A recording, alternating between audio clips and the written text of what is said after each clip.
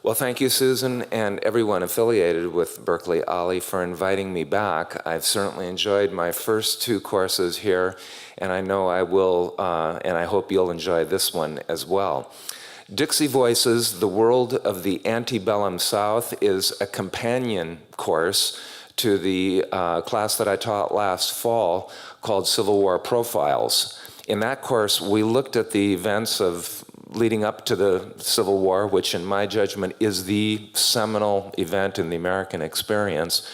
We looked at the decades prior to the Civil War through the eyes of Northerners in that fall course. In this class, we're going to be looking at the same events in the same time period from the perspective of the South. And I think a quote from William Faulkner perhaps will explain and kind of structure how we're going to approach the class.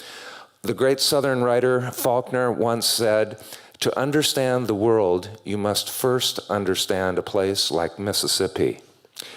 That's a very thought-provoking line. We could spend a lot of time thinking what he meant. He never elaborated on that sentence, but I think we can sort of take a good guess that what he was saying is to understand and to embrace the human experience in its totality, you have to dive into the dark underbelly of human existence. And Mississippi would be as good a place as any to start, I think.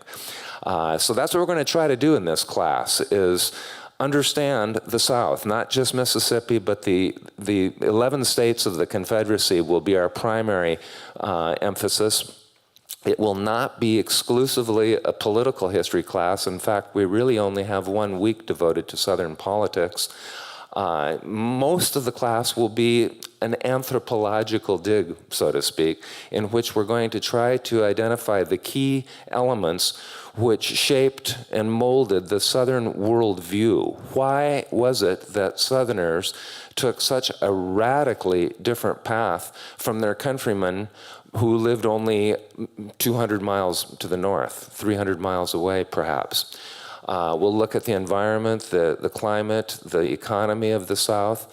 We'll spend 1 full lecture looking at Southerners who did not go along with the program called Rebels Against Dixie. We'll be looking at the African-American experience in the South. In the antebellum years, 40% of Southerners had black skin, and we'll be spending 1 full lecture on that. And then we'll be looking in our final week together, class entitled The Cult of the Southern Warrior. Why did Southerners then and today seem to be mesmerized by the whole notion of martial glory, of the romance of wartime honor, and why they seem to buy that mythology in a way that Northerners did not? So I think we'll have a good time. I think those of you that took the class in the fall will find this to be a complement that will hopefully round out our understanding of this period. If you did not take the class in the fall, that's not a problem. This is a standalone course, and I hope to see you on Thursday afternoons here in Freight and Salvage for Dixie Voices. I'm going to talk now for just a couple of minutes about the summer class I'll be teaching on the history of baseball, part 2.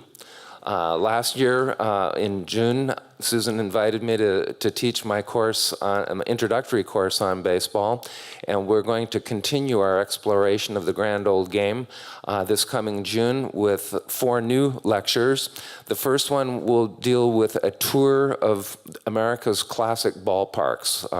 To me, stadium architecture is one of the most enjoyable aspects of baseball history, and we'll take a look at some of the hallowed old grounds that many of us perhaps visited when we were 10 years old and first developed our love of the game. We're also going to take a look at baseball's wackiest owners, the people that pay the bills and oftentimes drive us crazy with their egoic antics: George Steinbrenner, Marge Schott, Charlie Finley, et al. That will be topic number 2. And then in the last 2 weeks, we're going to take a look at the phenomenon of chemistry in baseball. What is it? How does a team create it? How is it maintained? How does it leak out of a team or a player?